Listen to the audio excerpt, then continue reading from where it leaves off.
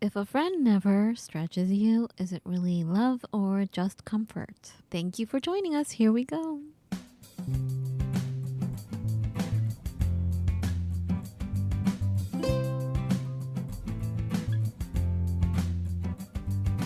I am Fawn. And Matt. We're an interracial couple with 2 kids wanting to do something that highlights the power of friendship and what it means to be in the company of true friends. We're going to move our society away and out of the loneliness epidemic and into a friendlier, happier world. Welcome to our friendly world. Better, stronger, together. Welcome to our friendly world, everybody. Hello, everyone. Welcome back to our friendly world. Did I already say that? Okay. So what do you mean? What's going on? A true friend doesn't let you stay small. And love and truth are not opposites. A real friend supports you and challenges you. There's a concept of loving rebuke, offering correction in a way that preserves dignity. Not calling someone out, but calling someone up. What do you think? Well, it's interesting. I mean, certainly I would say that friends who certainly have been my friends for a while, yes, I totally get it. But what about the freshies? What about initially? What about... I feel like when I first meet people, I always get stretched. No, not always. Always is not a word to use. Yeah, I usually get stretched. The ones that end up being my friends, I feel stretched upon first meeting them. I don't know what it is. It could be, wow, this person looks so different, so interesting. Mm-hmm. Or they just said something that just blew me away, or yeah, I feel stretched when I first meet people. But I don't get out much anymore, so I don't know. See, that's interesting. For me, I almost want to say it's the people that maybe I initially, this is going to sound really bad, but the people who I initially think are maybe ugly or simple or, blunt, dang blunt, right? Mm-hmm. Those are the ones that I become closest to. Yeah, like older people who seem so curmudgeonly. Maybe. But it can also, Especially, all ages, honestly. That's true. But then they end up having a beautiful heart and are giving. Right. Or they're at least willing to commit to stand with you, to meet you somewhere in between. Whereas other people, it's like a 90-10 thing. You They'll gotta meet explain you closer to you the gotta middle. explain the 90-10 thing and where we got it from. I come in 90, you come in 10. Or I come in 10, you come in... No, I come in 90, I come in 90, you you come in 10. Yes, it's from a movie. Hitch. It was Hitch. Very old movie now, I suppose. Really old. But it was about dating. And the guy was like, okay, for the first kiss, you come in 90 and then you wait. And they come in the rest of the 10. Right.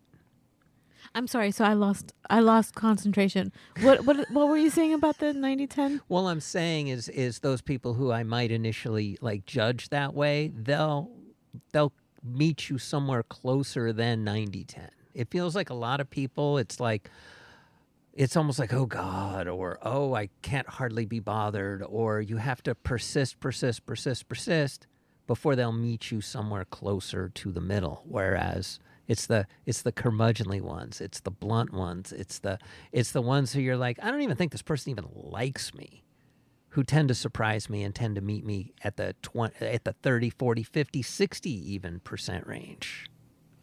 But as far as challenging you, how does that challenge you? Well, see, the trick is initially, I don't want to hear somebody who tells me, who's overly critical of me. Oh, for sure, no. But I think that's what it was saying. You have to preserve dignity, right? You don't ever want to embarrass anybody and put them down, but you preserve dignity. Okay. I'm sorry. Did you finish your thought? I'm sorry. I feel very scattered today. Well, I would say that you have to earn the right to be that critical with me. And you earn that right by being authentic, by being maybe even self-deprecated, I don't know, by showing yourself off to be an excellent judge of character. I'm not looking for praise, but I'm looking for something authentic before we can really start having like deep personal conversations. Let's just have a deep conversation about something. I can think of two of my friends who disagree with me completely Hey-o. all the time. And in the beginning, especially when we were starting to get to know each other, I had to really fight inside myself to go, whoa, whoa, whoa, don't get offended, Fawn. Fawn, don't get offended. Just stand your ground. And I would stand my ground and disagree with them when they were hardcore disagreeing with me. Like, it sounded like, like we were talking about the sky, and I say, the sky is pink and orange. And they're like, absolutely not. The sky is blue. And I'm like, well, no, it is blue. Yeah, you're right. But during sunset, it is pink and orange. And they're like, oh, you're right. I'm just obviously picking out some crazy example. This is not how the conversation went. I don't remember the conversation, but it was something where it had to do with everything with our core beliefs. And it was that way. It was so black and white. No, you're wrong. When I said something, they're like, no, you're wrong. And it was the beginning of our friendship. And I just said, well, I have nothing to lose. To myself, I was saying this, that I'm going to explain myself. I had more energy. I feel like once, well, when you have friends that you've had for a while, or you have acquaintances you've known, they're not really listening to you. So why bother? So in the beginning, I had more energy to explain myself and to say why I think it's pink and orange. You know what I'm saying? Right. And they were like, oh, I see your point. Yeah, I understand that. And that blossomed into a better friendship. But as far as preserving dignity, another example, like I was thinking of, did I cut you off by the way? No, go ahead. Well, I remember one day, I was working an office job and I got fired. So, And I called my friend. I'm like, Holly, I got fired. Oh my God. I'm so scared. She's like, I was waiting for her to say, I wanted her to like say, don't cry. It's going to be okay, Fawn. Yeah, they were awful. But she's like, good. She said it just like that. Good. I'm like, whoa. Why are you being so mean to me? And she said, because you don't need that job. You're hiding behind that job. You should be doing your photo shoots. What's wrong with you? Get out of there. You needed to get out. You needed to have got out of there for a long time ago. And I'm like, you're right. But, she challenged me. She pushed me. But she also did it in a way that still preserved my dignity by reminding me of who I truly am, that I'm not this person. This job is not my life. And it's definitely not my path. So in a way, they did me a favor because I need to be on my path. I don't know. That's what I thought of when thinking about people who stretch you. That's one example. Because I was like, oh, I don't know if I could give examples really. But so there you go. well, the more I think about it, the more I think I'm the stretcher. I like to stretch other people out. And when they come back, Well, you get mad if I come at you with something. well, You do. You get mad at me.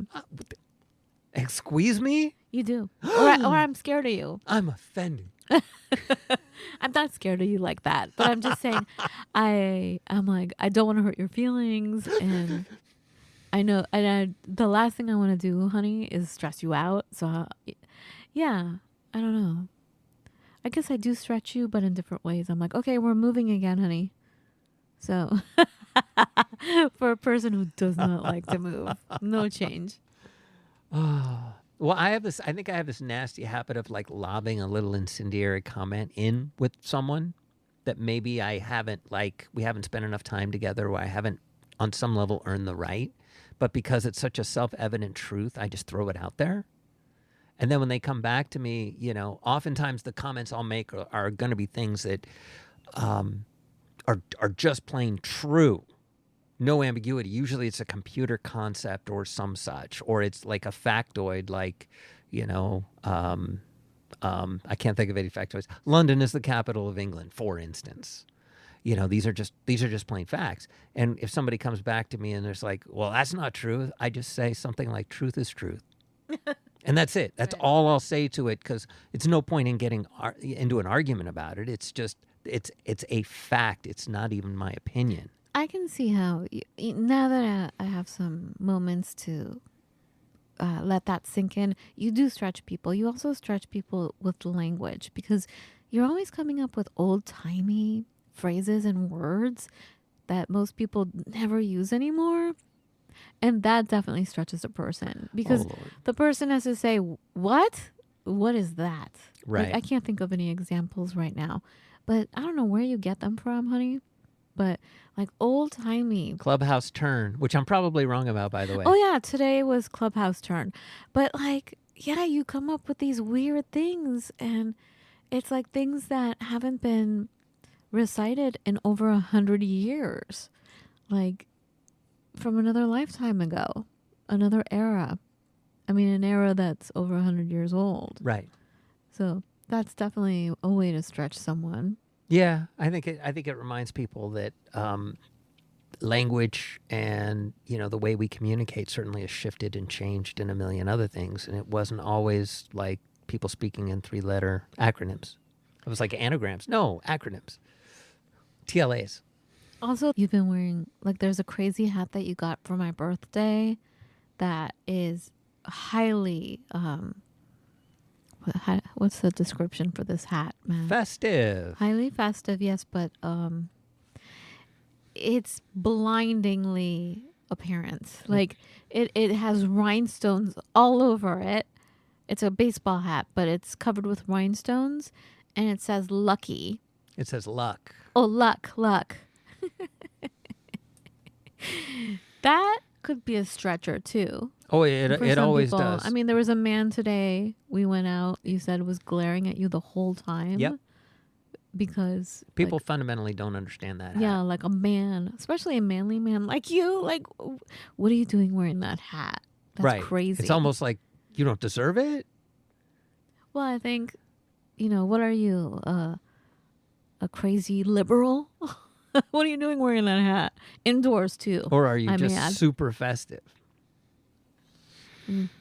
You know, people draw whatever inferences they want, but that's not on me. That's on them. I feel like we have to be careful, though, stretching people right now. I think people are already stretched, so I'm kind of scared. Like, oh, man, I don't want to have any confrontation happening. Do you know what I'm saying? Right. So there has to be a stretch that makes you grow in spirit rather than a statement that you wear.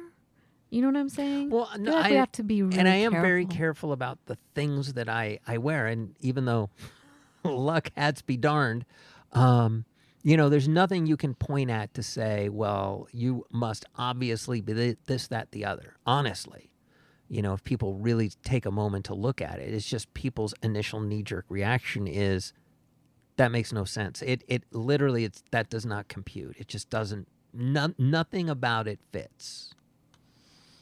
And going back to, is it love or is it just comfort? So what? Why can't we have friendships that are just comfort? Yeah, maybe we shouldn't be growing every single second. Yeah. You know, what's wrong with just being comfortable? But then it does get boring because it's that kind of friendship. If it's that way all the time, right? Then it's like, I've had a friend like that, and we are no longer friends because seriously, it was like maddening. It wasn't even cotton candy. It was like rotten, decomposed rotten candy. Do you know what I'm saying? Well, yeah, but I would argue that on a different term, because a friendship to me is almost a narrow slice of this graph that I would call relationships, because you have enemies, you have lovers, and you have just a gamut, and you maybe in between, maybe it's all the same. Who's to say? Who knows? But I would argue that the people that you are friendly with and you have that kind of relationship with, I don't know if I call them a friend. I would call them something else. Like, I'm very careful, seems like this whole universe is so drawn to labels and labeling things. Yeah. And that's fine. I don't think it's fine. I choose to label that like maybe it's a work acquaintance, or maybe it's a neighbor, or maybe it's a. I don't understand how everything has to be labeled these days, and I hate it. I hate it. I think it's really stupid. And yet you would label a friend. I don't know, would I? You just did. And I said relationship. Well, we're talking about friendship. I'm not sure if I'm labeling. No, I'm not labeling anybody as a friend, especially the last few years, because I've become the person where I'm trying to help on the podcast. Like, I'm like, you know what? I think I'm done, guys. I'm all right. I'm all right by myself. Yeah, it's lonely, but oh well. Whereas I'm the social butterfly. Yeah, we've switched. I don't know. So I'm trying to get back. I'm trying to get back to being more open to creating bonds with people. But I've been thinking lately that no, I wouldn't label anyone as a friend, really. I mean, I use the term like, oh, friend, because I mean, I don't know how else to say it. Do you know what I'm saying? Mm-hmm. Right. You certainly wouldn't say I'm in a relationship with that person. Everybody be misinterpreting that. Right. So anyway, anything to add? Well, I almost want to get back to where you originally started when you said a true friend doesn't let you stay small. And that's a good identifier for a true friend. So this is someone who, yes, maybe they're acerbic, maybe they're confrontational, but they make you look at yourself and see yourself through other people's eyes, through your friends' eyes, and you notice that maybe you could be so much more, that they see in you so much more. And I have friends like that too, who just think that I'm hung on the moon. And that's cool. That's totally cool. These are good people to have. And I just did it again, didn't I? Hung on the moon.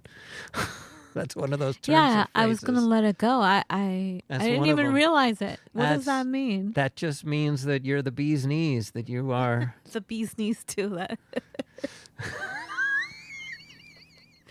That you're excellent. Uh-huh. But anyways, and this is important. I want to say there was a point in time where every person I considered a friend was almost like, or beyond almost like, was a hero to me. And I wanted them. I wanted all of my friends to feel like, I wanted us to feel like when we were together, we were the Legion of Superheroes. And I wanted to be seen that way by them too. Mm-hmm. And that's a big part of it. And so being friends with them makes me better. And hopefully them being friends with me makes them better.